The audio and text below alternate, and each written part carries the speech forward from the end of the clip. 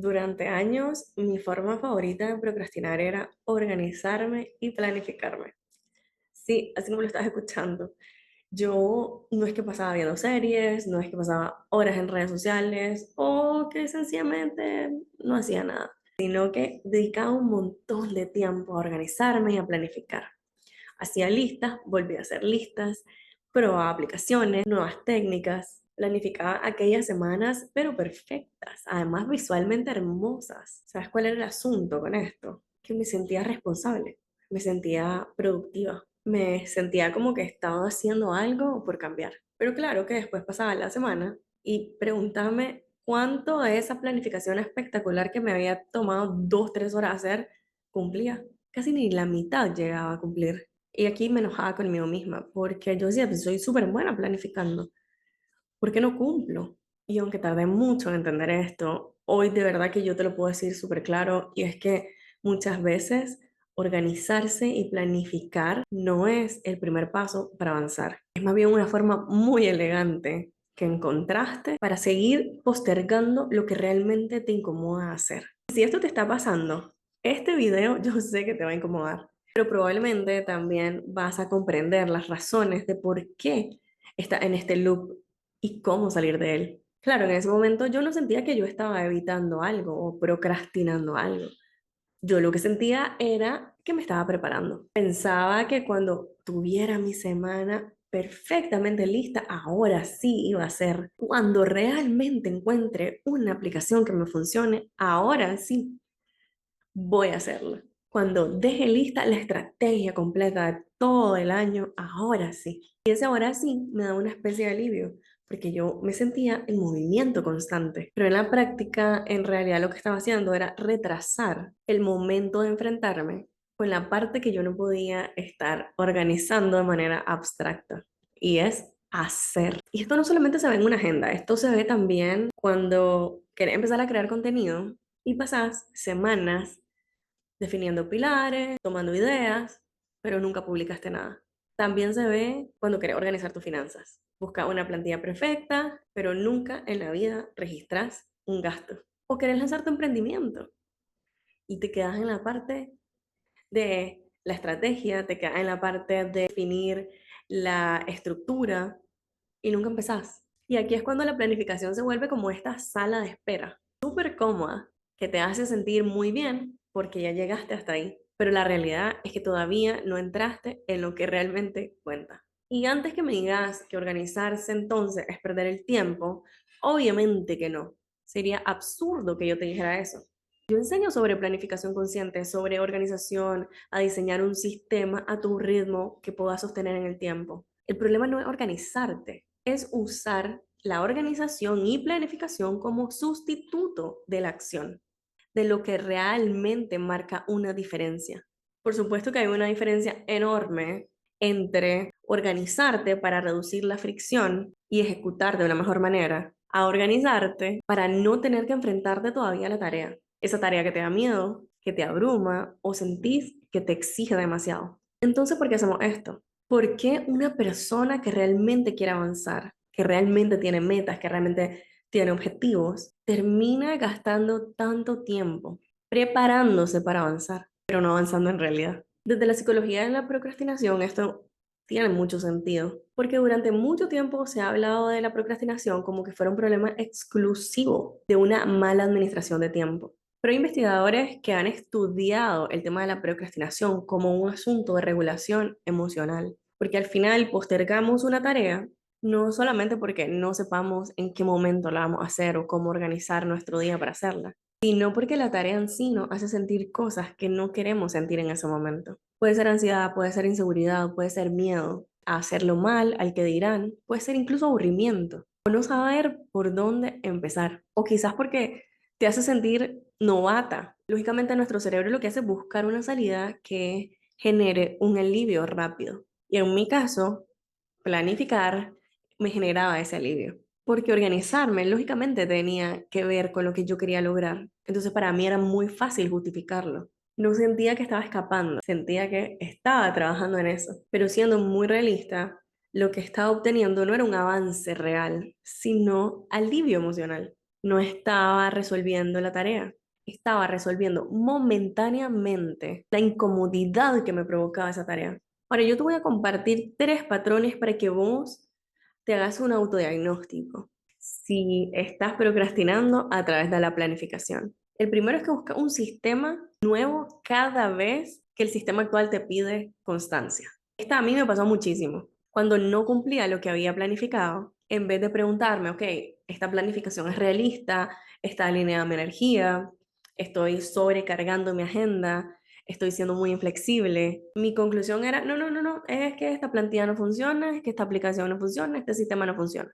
Por lo tanto, descargaba otra app, leía otro libro, rediseñaba todo y por supuesto que eso se sentía esperanzador, porque estrenar una nueva manera de hacer las cosas era volver al punto cero, donde no cargaba con la evidencia de lo que no había ejecutado. Y es que a veces estás buscando esa sensación de esta vez sí, sin tener que mirar por qué la vez anterior no funcionó. El segundo patrón es que planificas tareas para evitar decidir lo que realmente vas a hacer. Hay personas que tienen las agendas llenísimas, pero siguen sin tener claro qué mueve la aguja de verdad, qué es lo que es realmente importante en pro de lograr una meta, de lograr un objetivo o de entregar algo, porque al final planificar 10 pendientes pequeños, urgentes, también puede servir para evitar preguntarte cuál es la única cosa que si yo hago me confronta, pero sí genera un avance. Te voy a dar un ejemplo de esto. Te pones a actualizar tu Canva,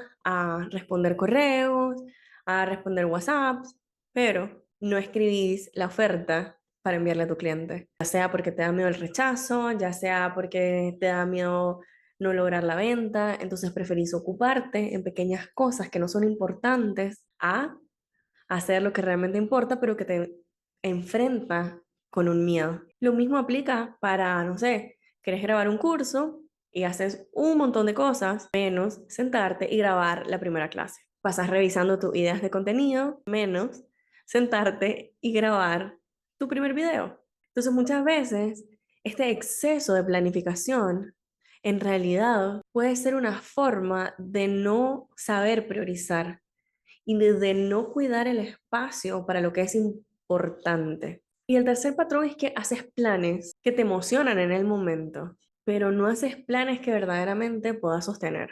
Con esto me refiero a que a veces te organizas desde una versión demasiado optimista. Existe un sesgo en la psicología que se llama planning fallacy o falacia de la planificación, que dice que tendemos a subestimar cuánto tiempo y esfuerzo tomarán las cosas, incluso cuando ya tenemos experiencias previas que deberían advertirnos lo contrario. Hicieron un estudio con unos alumnos de la universidad, esto es un estudio clásico, en donde la mayoría de los estudiantes estimaron que iban a terminar su proyecto final mucho antes de lo que realmente terminaron. Y eso llevado a la vida diaria se ve así. El domingo te tomas el tiempo para planificar tu semana pensando en esta mujer que esté emocionada porque ahora sí se está organizando. Pero no toma en cuenta que esa mujer se cansa, que esa mujer recibe mensajes, que hay imprevistos, la fase del ciclo, la energía, y que esa mujer a veces calcula mal el tiempo en que le va a llevar una tarea. Entonces llega el final de la semana y te das cuenta que no cumpliste lo que dijiste que ibas a hacer. Y concluís que sos una desorganizada, que no sabes planificarte, que no sos disciplinada, que no cumplís la promesa que te prometes a vos misma y etcétera. Pero el problema no es ese en realidad. El problema empezó con un plan mal diseñado, porque fue un plan que no era humanamente posible sostener. Entonces, ¿cómo se ve organizarse de manera que sea sostenible y que vos sintás que cumplís lo que estás planificando?